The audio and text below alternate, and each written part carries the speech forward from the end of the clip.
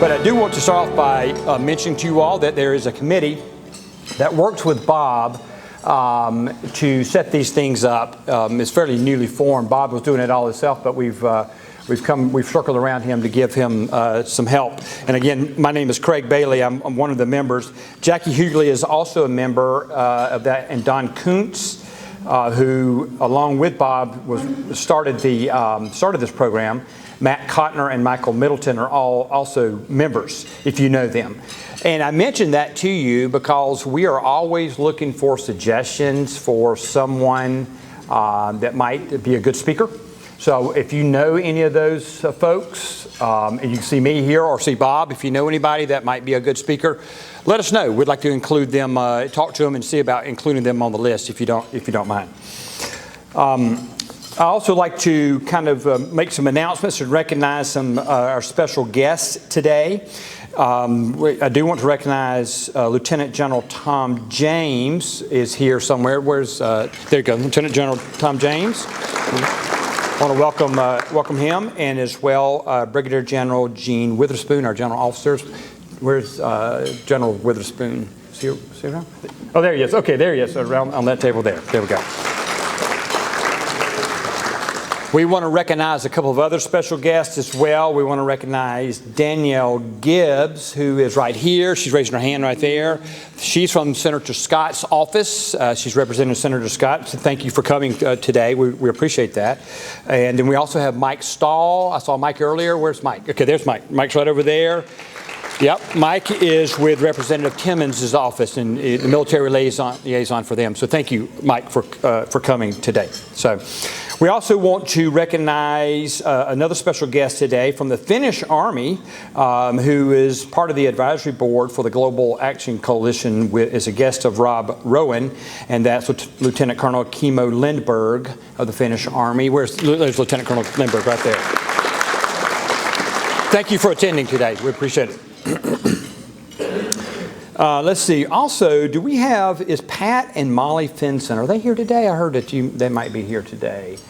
No. Okay, there we go. All right, Pat and Molly Finson. So I want to recognize them because if you've ever served in the military, you will understand when I mention this in a minute. You'll understand what I'm talking about. But this is the true power couple here in the room. We have Command Sergeant Major Pat Finson, and we have Sergeant Major Molly Finson. So we have Sergeant Major couple here. They're the real ones who, as you well know, if you ever served in the military, they're the real power company. So welcome, guys. We want to recognize you all for being here. So, I don't guess I have to ask who outranks who in that. Yeah. See, my wife used to tell me that. Every time I got promoted, she says, I'm always one rank ahead of you. So whatever it is. I said, yes, ma'am. Double hand salute. Just like that. We also have some special folks here from the Special Forces Association. We want to recognize them as well. And where are our folks from the Special Forces Association? I didn't write down the chapter number. What was the chapter number? 363, right over here. The folks from the Special Forces chapter. We thank you guys for coming as well. You've provided some speakers for us, so we do appreciate that as well. And I'd also, since we're talking about Special Forces today, and we're going to have a Special Forces speaker, I'd like to take just a minute for anyone that has served in the Special Forces, if you would, if you're able, in some cases, if you're able, would you please stand up and just be recognized? Our Special Forces friends, please stand up, guys. Please come up. Please stand up.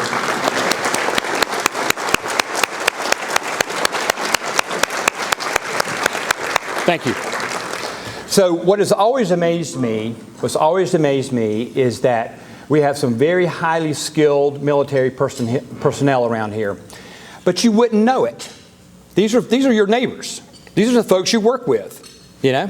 And even if I went around these tables and talked to some of the other folks that were in the military, they could tell you some stories of some things that they've done and some training they've been through. That's amazing. You don't recognize it because they're humble people, and they're humble, about what they do. So I want to recognize them and thank you as well.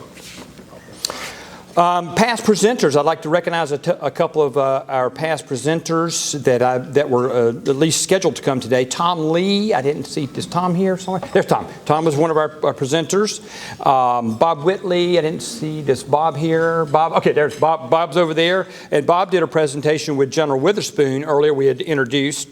And General Witherspoon, of course, he did his own presentation, so he's a double tapper there. And Denver Rollins. Denver Rollins here today. Denver, I didn't see Denver. Nope, okay. Joe Epley, Joe here. Joe, there's Joe, there's right over there. Here's Joe right over here. Tom James. There's Tom. Oh yeah, there's General James. And Mike Ware is, there we go, back in the back, Mike Ware. And Don Kilberg here. There we go, Don's right there. So thank you all for your contributions to this program. We do appreciate it. A couple of announcements. Let's talk a little bit about the schedule, the future schedule, just so you'll know. Please make note that our next one of these will be February 16th, again at lunch. And this is going to be our good friend, Commander Porter Halliburton. And he will, of course, his topic will be about his 7.5 years in the Hanoi Hilton. He's spoken to us before. It's a dynamic, heart-wrenching, in many cases, presentation. So please register for that and attend that. I think you'll enjoy that. Let's see, March, I think, was to be determined. Did we ever find anybody for March yet? Bob, you don't? Okay, nobody for March. In April, we're looking at Sergeant Major Phil Hansen. He was, again, another tremendous individual in April here who participated in the Desert One operation. Those of you that remember the hostage rescue operation in Iran. So we'll have Sergeant Major Hansen, who's going to come and talk about that in April. So look for that opportunity. It should be a great opportunity. What else can I tell you? Okay, again, those of you that are fairly new to the program may or may not realize it, but a portion of your registration fee goes to a military charity. We take $5 from each registration, and we will contribute that toward a charity. To date, you all, this group here, has, under Bob's leadership, has contributed over $37,000 to military-based charities. So it's fantastic, a fantastic thing. So I wanted you all to know where your money was going and what we were doing, and that there's actually a purpose behind this whole thing. The last thing I'll tell you about before I introduce Staff Sergeant Dunn here is that I know some of you are not members here. Matter of fact, we welcome those of you that are not members. That we're glad to have you here. A lot of you, I think about a third probably, are not members, maybe even more. But I'm just simply welcoming you here and just want to introduce to you the opportunity to join the club if you want to give a little plug for the club. Please see me or please see Bob if you'd like to, and we'll get you in going in the right direction. Now, so that actually is a good segue, believe it or not, to our speaker today, Jake Dunn, because Jake is a fairly new member. This is, I think it's your second month, roughly second month. So Jake was like you. He attended some of these things and then said, "This looks pretty good. I think I'll join the club here." So he was a convert, and now he's the speaker. Now, just because you join the club, we're not going to force you to come up and do a presentation. Okay. So you can take a deep breath and go ahead and join the club anyway, but so you don't have to worry about that. But nonetheless, so let me take a moment here and introduce Staff Sergeant Dunn here. Got a couple things I want to tell you about Staff Sergeant Dunn and some fun things here that I think are kind of fun and kind of neat. First, he's a South Carolina native, born in Anderson, Wren High grad. Anderson University grad, where he was a recipient of the Presidential Boy State Scholarship.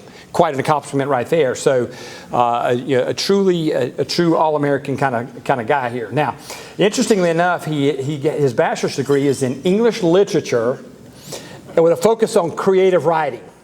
So, direct connection to your special forces guys. Perfect. Perfect. You're not allowed to join the Marines if you have an English degree.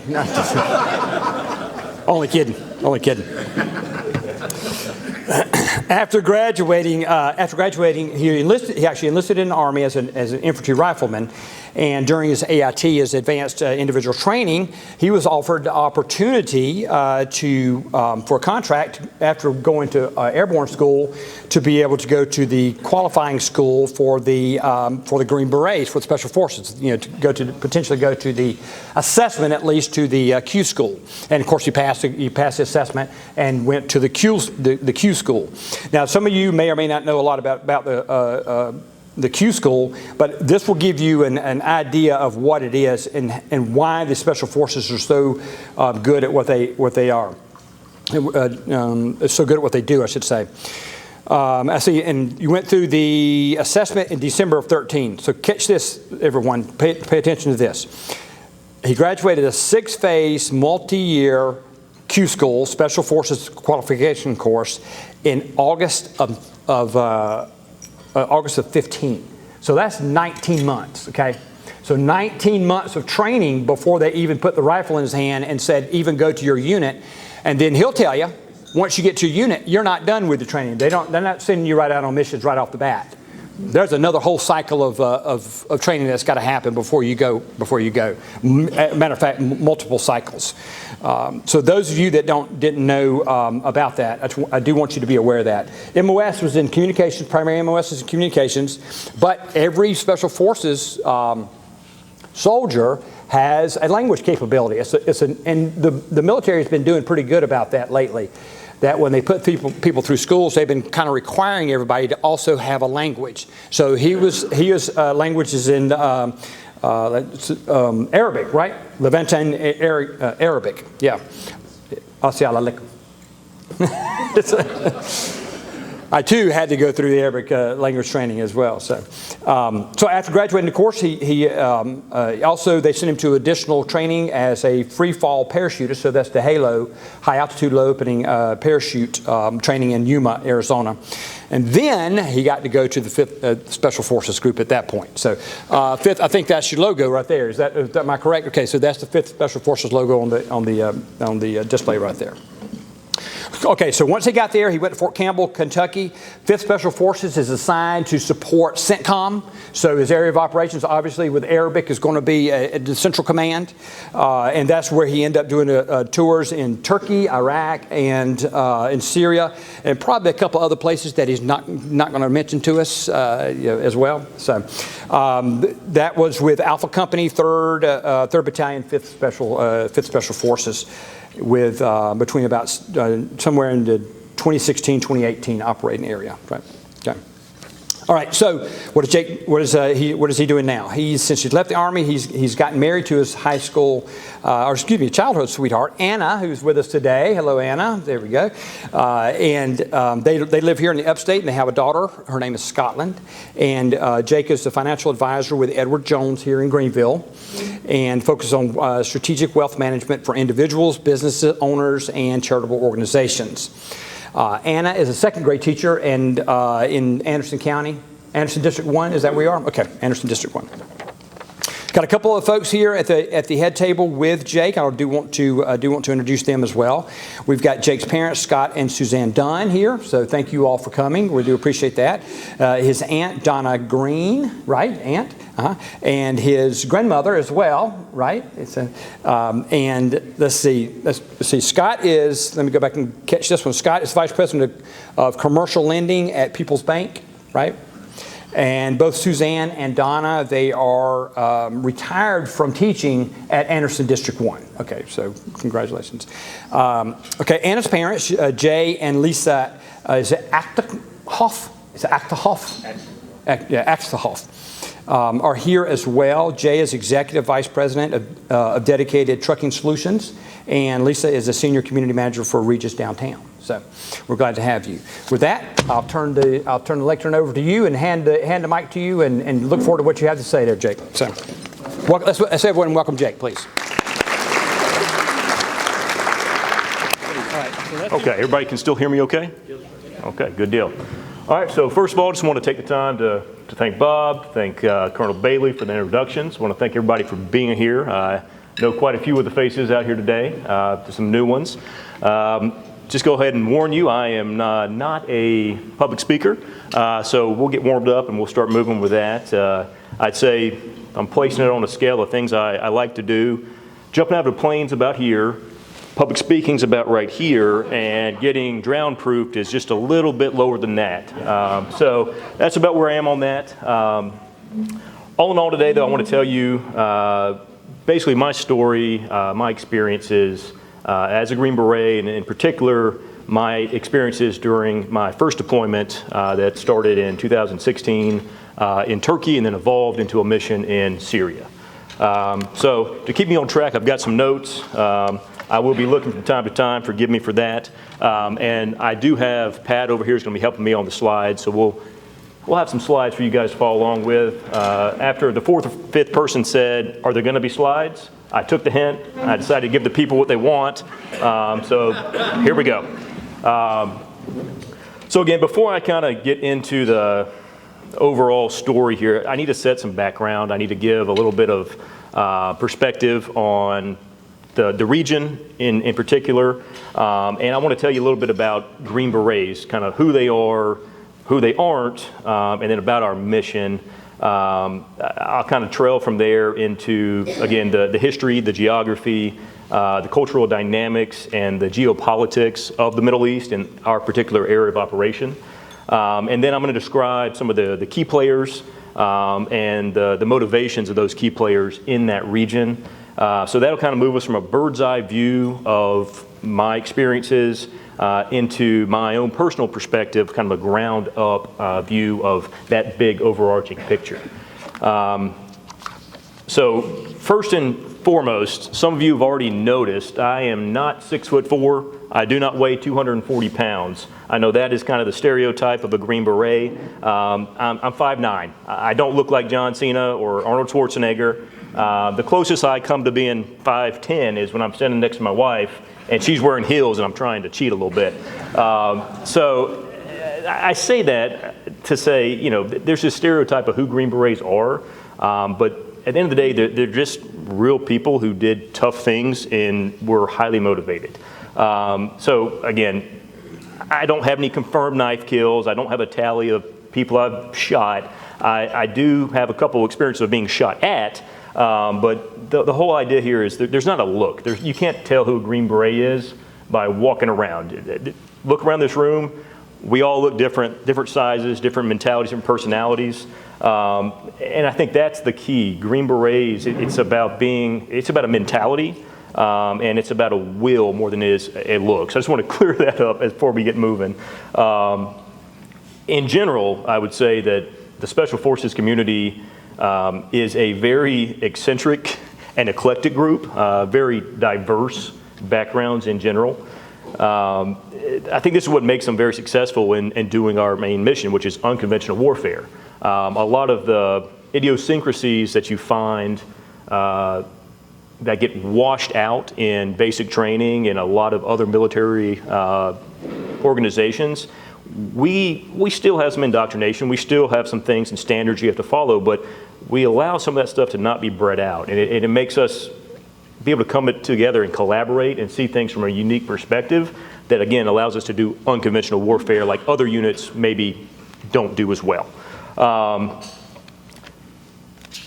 So the other thing that creates for Green Berets is because they do get to be a little bit unique and do get to stay outside those standards that most units follow, it does two things. It makes us very effective problem solvers, but it also sometimes leads us to be, what I'll say in my own words, prima donnas. I can say it, you guys can't, but I'll leave it at that. One thing to keep in mind is what Special Forces are not.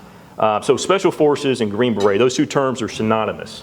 Now, a lot of people watching TV and pop culture, you get the idea that, Special Forces is Navy SEALs, Delta Force, Rangers, PJs. That is not true. That is not Special Forces. That is Special Operations. okay? Special Forces are Green Berets in general. That's it, bottom line.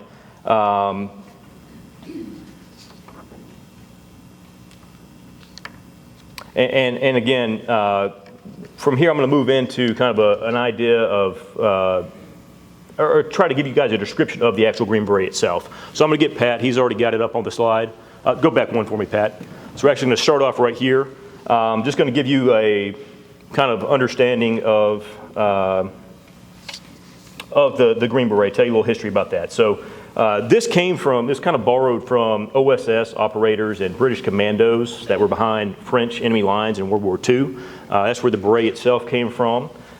It became an unofficial headpiece for Special Forces back in the early 50s and was officially made the headpiece of Special Forces and Green Berets by General Yarborough and President John F. Kennedy in 1962.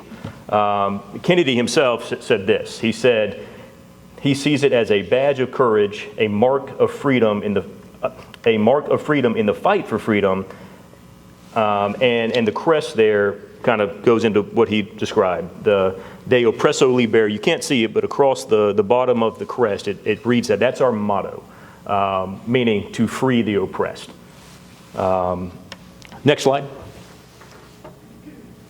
So this is, again, I told you can't always tell who a Green Beret is, but if you see this on somebody's shoulder, you know they're Special Forces. It says it big, large letters. This is what we refer to as the long tab, because it's so long it actually curves to fit on the shoulder piece of the uniform.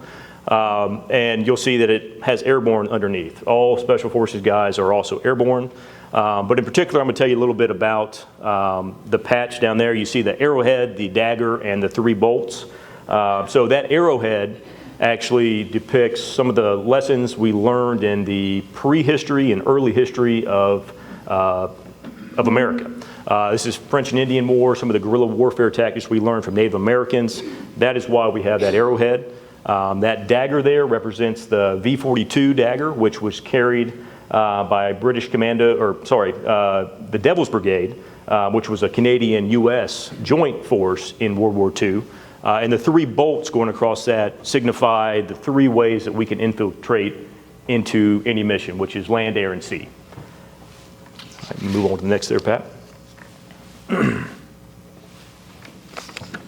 All right, so this is just a blank map. We're going to get to that in a second. I'm going to go ahead and continue to tell you a little bit more about the team structure of Green Berets. So Green Berets are broken into what are called ODAs. These consist of 12-man teams. Each of these teams, each company consists of 6 teams, and the battalions consist of 3 of these companies, and at each group there are 4 battalions. Kind of gives you a ground up to how many guys are in each group. So about roughly 1,000 guys at each group we have, and the team unit is then broken down into a 4-man command team, which comprises of the commander, who is typically a captain, will have a sergeant major, or a master sergeant as a senior NCO of that team, a chief warrant officer, and then an intel sergeant. And then the rest of the team is broken up into 4 MOSs. That's military occupational specialty. So you'll have a weapons guy, you'll have a demolition guy, you'll have a medic, and you'll have a communications guy. And typically there's 2 of each. Most of the time, and ideally, there's a senior and a junior so that you can have some continuity as guys phase on to the next part of their careers. Now, with each of these skill sets, you got to keep in mind that everyone on the team is cross-trained in these varying skill sets. So a Bravo will do a communication guy's job, like me and Pat have switched up today. So Pat's doing some slides for me as I speak to you. And the same thing, medics do a little bit of the demolition job. Everybody does a little bit of everything, so we're able to complete the mission and work through contingency plans. So what makes Special Forces special? It's nothing other than our mission. Our mission is a unique mission. It's what we focus on. It's unconventional warfare.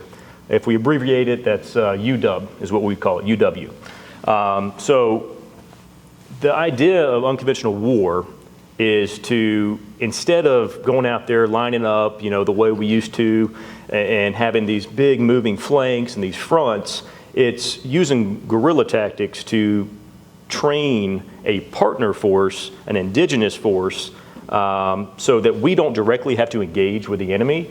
We can train somebody, for us, for example, instead of us going into Syria, we went and trained Kurds and vetted Syrian opposition fighters to be able to do the mission. Gives us a little bit of a way to influence the area without directly being there. By doctrine, it said that a 12-man ODA should be able to equip and recruit and train and employ a battalion-sized force of about 1,000 fighters. So the idea is that with the cross-training, with all the specialty training on the 12-man team, we should then have the capability to go out and recruit an indigenous force behind enemy lines, somewhere around 1,000 fighters, a battalion size or more. Now, our most common mission that we end up doing is what we call a train and equip. We call it T&E. This is simply going and training a partner force how to do their job and giving the equipment and the supplies they need to make that possible. Now, there are a lot of different aspects of unconventional warfare, but kind of the bread and butter, kind of the holy grail of it for special forces is what we call AAA. So it's to advise, assist, and accompany. So that T&E, you're advising and you're assisting, but you're not yet accompanying. The accompanying piece means you are on the ground with the guys and you're fighting alongside them. There's some classic historical examples of this. I think the Devil's Brigade, OSS, shows some of that back in World War II. Matt V. Sog in 5th Group in Vietnam and Cambodia is a good example. And then 5th Group in the early days of the Afghan War is a great example. That, I think most recent film on that is called Horse Soldiers, which shows a pretty good depiction of what that was like. All right, so that's kind of the background, give you an idea of who we are, who we're not, and understand a little bit of our team dynamic. I'm going to flip you over now to the geography. Pat's already got us on that slide. So geography is huge. War is defined by geography, and geography defines the logistics of war. So I wanted to kind of zoom out big picture, and then we'll start zooming in. I'm going to show you a little bit about the region, our area of operations, how it's changed over the years, all the different rising and falling of empires, and just give you an idea of what kind of dynamics had taken place to set the stage for the story I'll tell you as we move along. So again, this right here is the bird's eye view. This is what God sees when he looks down in the Middle East. And you'll notice there are no borders here. It's just a big old chunk of land with some water. All right, so that's the Mediterranean. You see, as a matter of fact, I believe I've got a laser pointer for you guys. I'll pop out and give you a little perspective. Let's see if I don't shoot my eye out. All right, so Mediterranean right here, and then you can see this is the Euphrates. My geography is not quite good enough to show you everything without having the borders on here, but Syria right here in this area, and then you've got your Lebanon, you've got Jordan down here, you've got some Israel and Palestine. So something to keep in mind with this, over time, this has changed a lot of names, but what it originally was and what the members of the Islamic State refer to this as, and many of the people who still live there refer to it as, is the Levant. Okay? I mentioned I spoke in the introductions that I speak Arabic, and it's Levantine Arabic, comes from this region. So a little bit of background, Levantine in general, I'm an English nerd, so I'll give you a little history of the word. It's borrowed from Old French, and it simply means to rise. So think about leaven, to levitate in Latin and in the Hebrew. And the context is it's the place where the sun rises to anybody that lives over here to the west. So that is how we get to kind of modern day Middle East as the terminology we use. All right, so then we'll go ahead and go to the next slide. So I'm going to start telling you a little bit about how this has changed over the years. So this is way, way, way back. This is how it was referred to. You had Arabia and you had Mesopotamia. All right, go to the next one. So then right here, we're going to pop into the Umayyad Empire. This is the empire that rose up with Muhammad as Islam started and spread across the nation at that point in time. And this is what the caliphate, that the Islamic State, is kind of hearkening back when they've started their rise in the Middle East. This is what they want to get back, and this is what they want to return to. Go to the next one. This is another picture, show you kind of how widespread that caliphate was at the time. The next one is going to show us the Ottoman Empire. And you can see this is very interesting. So the Ottoman Empire starts out right here, just a speck right here around modern-day Istanbul. And go to the next slide. You can see it expands and expands and expands. This is in 1812. Now, in this, there's all kind of land changes and shifts in these borders. It fluctuates in size and shape many, many times, expands and then contracts. Go to the next one, please. So you see here, getting towards 1912, things are starting to shrink back a little bit. It's losing some influence, losing some power. And right around this time, you've got some stuff going on the world stage, and it's leading up to a very pivotal event. And that event, it changes the Middle East forever, is what's referred to as the Sykes-Picot Agreement. And so this is basically France and Britain decided to slice and dice the Middle East up into areas of influence. This was a pretty pivotal point for the Middle East, because up until this point it has been very tribal. It has been, again, under the caliphate, you have to understand, was not just a religion, but it was a community, it was a way of life, it was an identity, it was a way of commerce.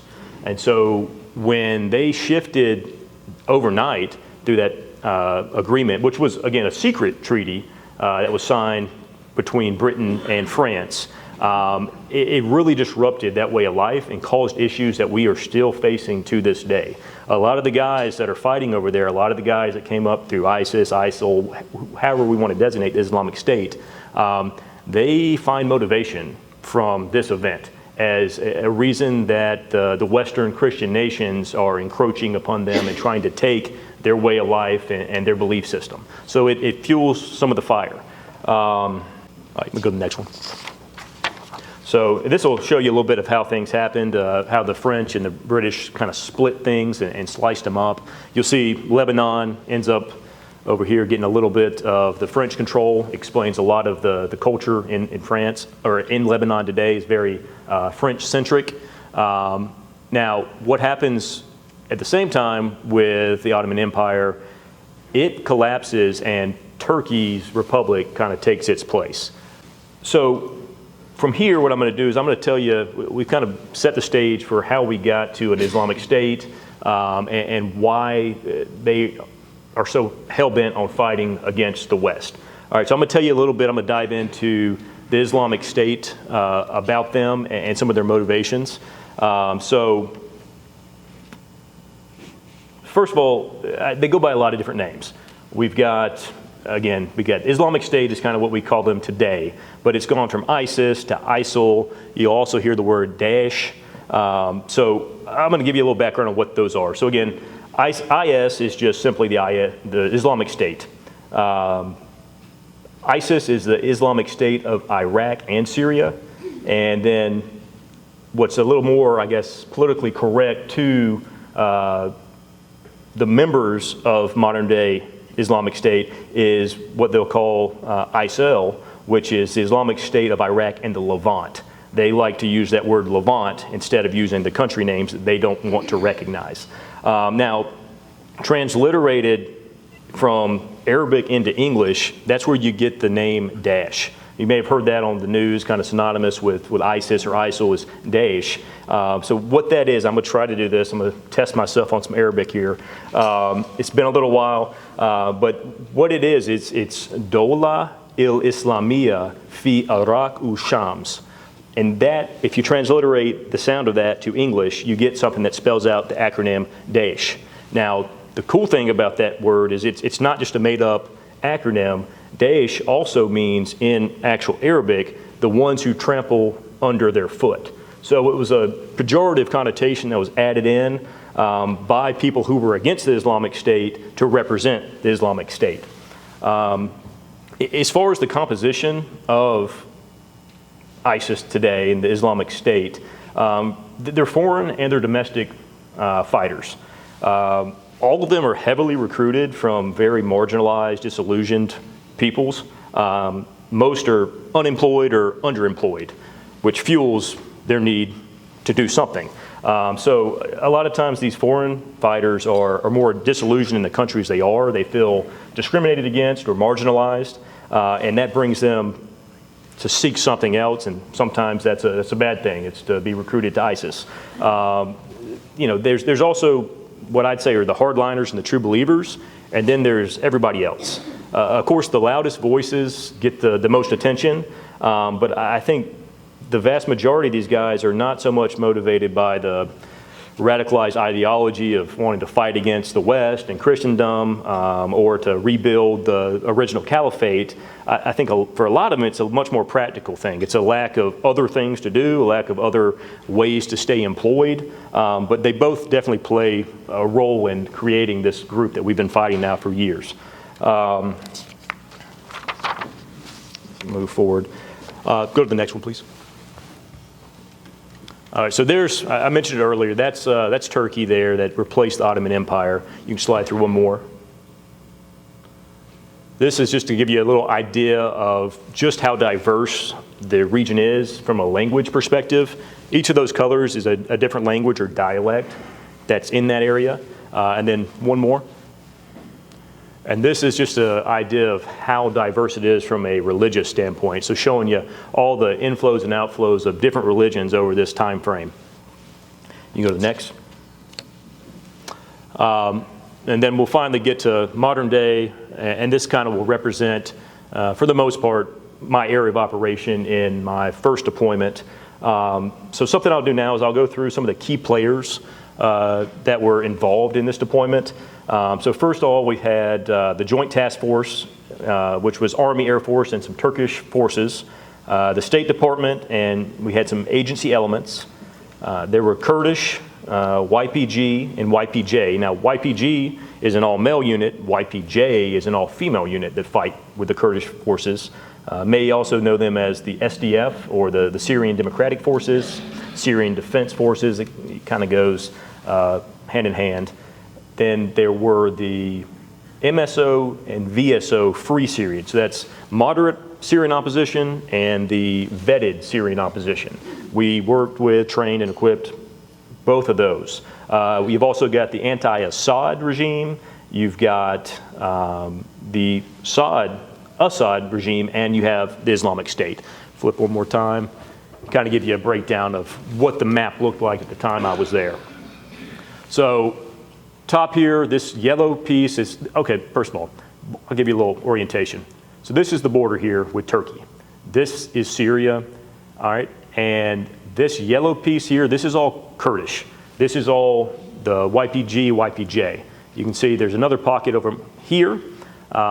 This black represents ISIS, where they were right around 2016, 17. The red is going to be the Assad forces here. So our main area of operation was right here, this corridor. And it's what we called the Mara line. Basically the town here, Mara, runs right through here, through Azaz, up above Aleppo. And the idea was we had Kurdish fighters here and here, and then we had the Free Syrian Army, the MSO, VSO components here. We wanted to keep control through the entire north of the country so that we could continue to do our T&E mission, our train and equip, and eventually the AAA mission when we actually entered into Syria. Let's see.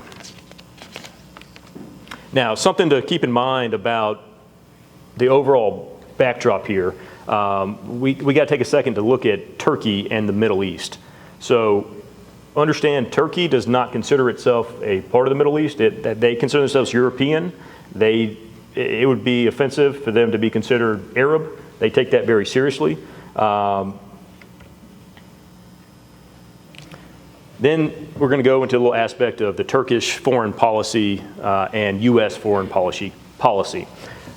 We are NATO partners, but the geopolitics don't always align fully. We have some pretty strong conflicts of interest at times, whether that's Russia, whether that's Kurdistan and the Kurds in that area, whether it's the human rights or in general. The biggest issue, though, is the Kurds. The Kurds were and still are a nationalist people that live in this region, especially that yellow that you see up there. After the fall of the Ottoman Empire, they tried and failed to make their own carved-out state. They were then assimilated into the Turkish culture and then some into the Iraqi culture. But still, overall, they are a nomadic people that do not have their own state, similar to Palestine in some respects. So that causes a lot of tension with Turkey. Turkey wants to keep their border clear of the Kurdish people, and they did not particularly like us working and employing and equipping the Kurdish fighters in that region. So that was our biggest scuffle throughout this entire trip, was deconflicting those geopolitics. A lot of what we were doing was there to simply make sure we could deconflict. Kurds were wanting to create basically an autonomous area, a buffer zone, and the Turks were trying to push that buffer zone away, clear ISIS along the way. That's where we did agree. We had some agreement that we all wanted ISIS out of there, but Turkey wanted to clear it and make it a new buffer zone to resettle a lot of the refugees that have been displaced into Turkey, and the Kurds wanted to kind of carve it out for themselves. So a lot of what we did was deconflict those kind of conflicts. All right. So that's kind of getting us through the overall history, the geopolitics, the geography, and dynamics. So with all that going on, all this all over the place, this is where we decided to insert ourselves, right in the middle of the comm. So you can flip one more. Oh, last one. All right, we're going to do a quick transition, and while I talk through this section, we're going to get a slideshow for you guys to look at. Give the people what they want. Right. All right, so this is going to be some imagery. Feel free to look at this if you're tired of looking at me, and then if you have questions about anything in particular, I'll get to that at the end. But I'm going to kind of transition from here, from this big, bird's eye view of the mission into what my team and my company actually did, and in my perspective of it all. All right. We'll reverse this a little bit to get going. So you kind of left off where I just got into group. All right, so I'm going to pick up there, and we're going to go a little bit fast-paced to get to here. So I finish up my training. I show up at 5th Group, and I in-process. So a bunch of paperwork, trying to figure out where to go, what to do, who to meet, how to act. There are 3 things they don't teach you as you're going through the course. And one of those is how to use ratchet straps. 2 is how to drive a stick shift. And 3 is how to act when you actually get to a team. You spend your whole time training to get there, but they don't teach you that. So when I showed up, I had no idea what to do, where to go. My papers just said, go to 3rd Battalion. So I go there, and all my friends are like, I'm going to this team, I'm going to that team. I was like, I don't know, my paper doesn't say that. So I go and I check in, and they say, well, we'll get to you, wait a week, just get your in-processing done. So finally, nobody's telling me anything, so I decide I'm going to figure it out myself. So I go down to Charlie Company. I knock on the door and tell them who I am, and they say, after a little bit of physical torture for their own humor, they tell me that, nope, you don't belong here, get out. But come back tomorrow with 2 cases of beer. That's your price of entry. And I'd heard this rumor that I had to show up with 2 cases of beer, but I didn't believe it. So I leave, and I say, well, this isn't my team. and I know that I'm gonna have to go try Bravo Company tomorrow, so I better just buy 4 cases of beer. So I go buy 4 cases of beer. I drop 2 off that morning at the team that's not mine. I go down to the next one in Bravo Company, and I left the beer in the car for this one because I didn't know for sure if they'd want it. I wanted to keep it if I needed to. So I knock on the door, they bring me in. This time it's not physical harassment. This is more of a psychological harassment. Just realizing that now 2 lessons learned, got to bring beer, and I'm going to be the butt of every joke from now and for the next year. So then they inform me, no, you're not supposed to be here either, but you know, get out of here. So I leave. They don't mention the beer, so I keep that, because now I know I've got to go down to Charlie Company and finally check in with somebody, or sorry, Alpha Company. So I get there, Alpha Company's gone. They're deploying and they're training. So I go and I knock on the 3rd Battalion Sergeant Major's door. I got to know where I'm going. I'm frustrated. I'm ready to start. I've been waiting 2.5 years. So I go and I knock on this door, and some of you know this individual. You know this individual well. This is Sergeant Major Reese. Some of you don't know that you know him. He's actually featured in the Inside the Green Berets documentary, and very noticeable, very memorable character. Most of what I learned from him, it's both too inspiring and too inappropriate to mention here, but it's classic. So he was actually the sergeant major that was in charge of selection when I was going through the process. So I'd met him before. I think the first memory I have of him is we were doing a PT test for selection. He didn't have to be there, but he decided to show up. He rips off his cold weather gear. He's in his regular Army shorts and a t-shirt. He smokes a Marlboro Red in one drag, and as the timer goes off to run, he exhales like a Mack truck and is gone. That's my first memory of him.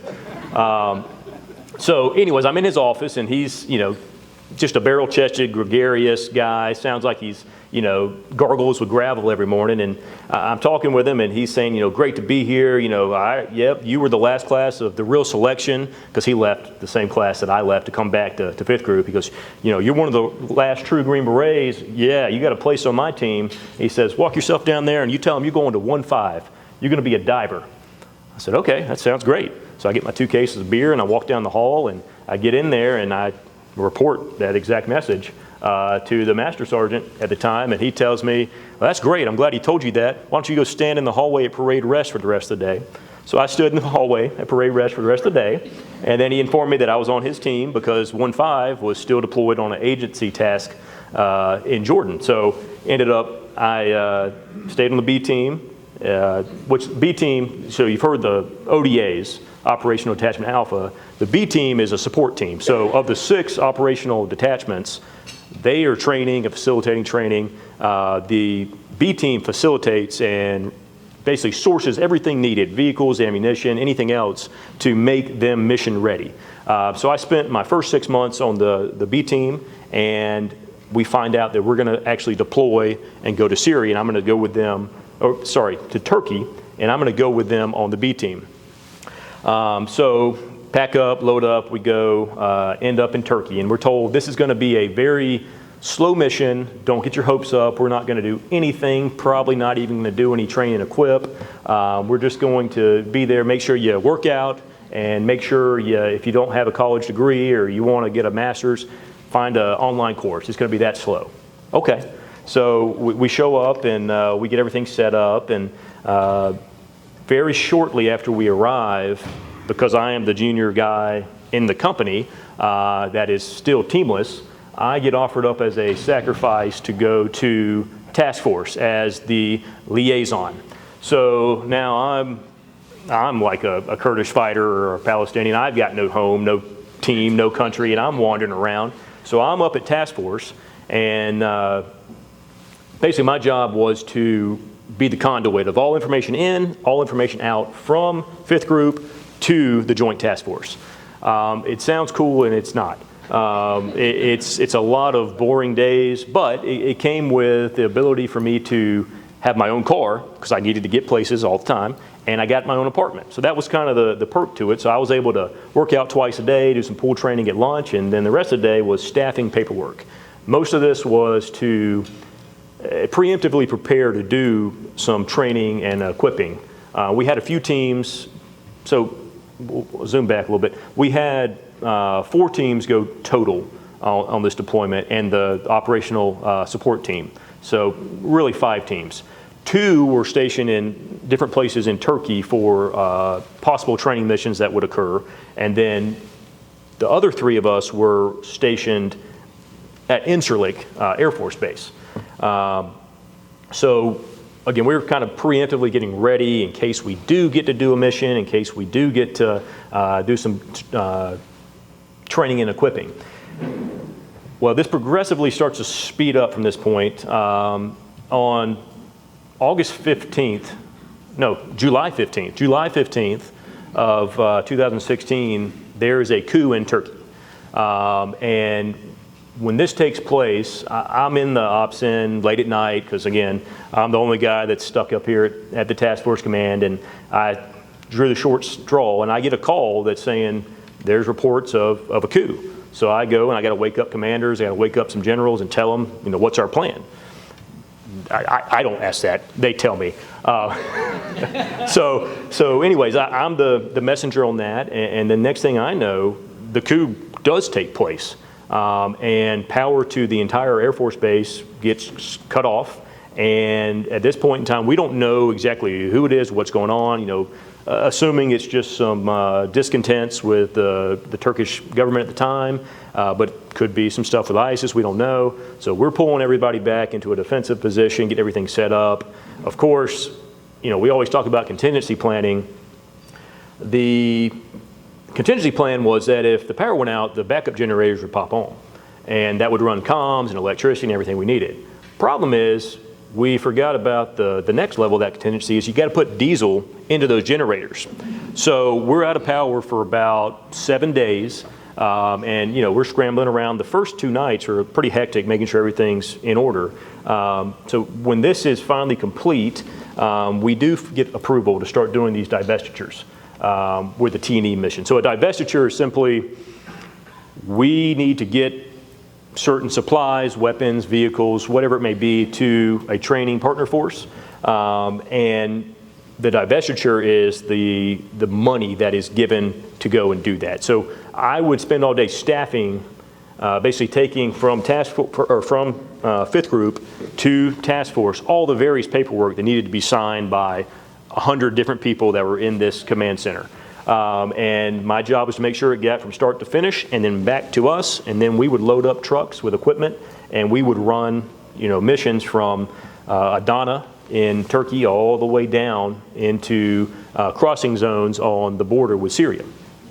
Now this started to, as we're bringing these supplies down, we're also taking Syrian recruits up by buses into Turkey to be trained in secure locations and then brought back down to fight with the equipment we just divested. So then we do this for a couple weeks, and it's just turn and burns. I'm doing 2 or 3 of these a night. These are 6-7 hour trips, and we're coming back, resetting and doing it again. Then we get spun up to actually go in and do what was called Operation Noble Lance. This actually gave us the ability to now not only train and equip the Syrian opposition fighters, but to go in with them. So in August of 2016, there's an article published in the Wall Street Journal, some of you may have seen it at that point in time, of 40 special forces go into Syria. That was us. I was actually the command team's communications sergeant at the time for that particular mission. So I somehow weaseled my way out of that task force job after the coup and through those divestitures to be able to get on to the team with our battalion sergeant major and our major to go in and set up a mobile ops in country so we could strategically oversee what was going on with troop movements at the time.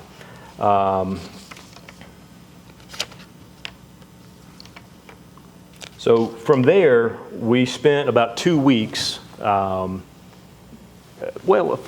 before we actually go in, we spend a couple of time observing on the border of Turkey, looking into Syria. And then we finally go in. We set up a little makeshift command team in an abandoned house we had bombed in a previous fire mission. And then we stayed there for about 2 weeks, and we would run, mission to mission, day to day, fire missions, and then most of what we were doing was calling air support. So we got A-10s and F-16s. We would identify, or our partner force would identify targets. We would then verify. This is where the deconfliction comes from. Sometimes, because the tension, sometimes things would get very close or very questionable, that some of the information was actually not to drop on enemy targets, but sometimes targets that may or may not have been Kurdish fighters caught in the middle of it.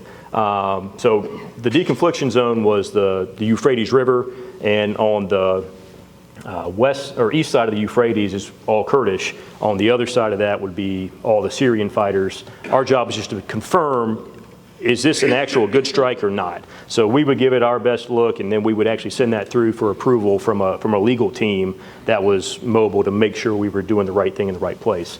So we worked our way through that, and then eventually the command team and myself pulled back out, and we spent the rest of our time back in Turkey, kind of decompressing before we came back home. So that was sort of the bigger events of our trip there. So at this point, what I'll do is I'll kind of open it up if anybody has any questions or anything in particular that you're seeing up here, and we'll go from there. Tell the story of the knapsack. The knapsack. The knapsack. Full of money. Okay, so this is actually a part of the divestitures. Somebody's got to go procure and purchase these things. So one of my secondary jobs is I was what you call a pay agent. So this meant that I'm 25 years old at this time. It means that somebody trusts a 25-year-old with a big old sack of cash. I had at times over $1 million in local and U.S. currencies, and my job was to go and purchase things we needed to get to the teams that needed it. So pretty nerve-wracking experience. I think I like that less than actually being on the other side of Syria, because I'm walking around with nothing but civilian clothes and a Glock 19 and a and a big sack of cash, and I stand out in that area, if you can imagine. Any questions for Staff on Dunn?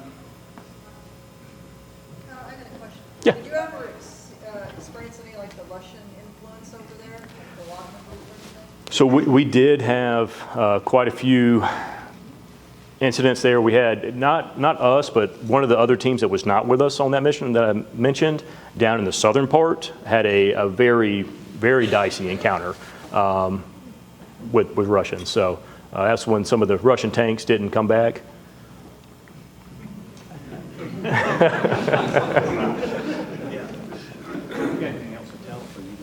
And that's it. Unless, Okay. Oh, I got one. You got questions, please. Going back, do you have any comments on the original involvement with the French and the British, their motivations for doing that in that region? And is that even relevant for what we're doing today? Well, I don't know that my history, that's about as in-depth as my history of the area goes, as far as the Sykes-Picot agreement and all of that. I think it's definitely relevant to how things are today. I don't know that I can speak too much further on it, though. Why were they there? Well, I mean, that was at the time. The French and the British were trying to expand empires. And it's just, I would assume the big answer is lots of resources in the area and kind of up for grabs without any centralized government. Yeah. Trust issues with the Turkish military? Yeah. Part of the reason I wrapped up a little bit there's some things I have some mixed feelings on it. There's mistrust towards us and us towards them, and all along that Kurdish question. I know I was heavily surveilled at all times, in and out of Turkey and in Syria. I know that. Do we still have teams with the Kurds in that area that you know of? And I don't know, honestly, right now. I know we've been kind of lowering our footprint for a little while now. the only kind of question we have. Anybody else have any questions? Well, good. Well, Jake, we do appreciate All right. your time.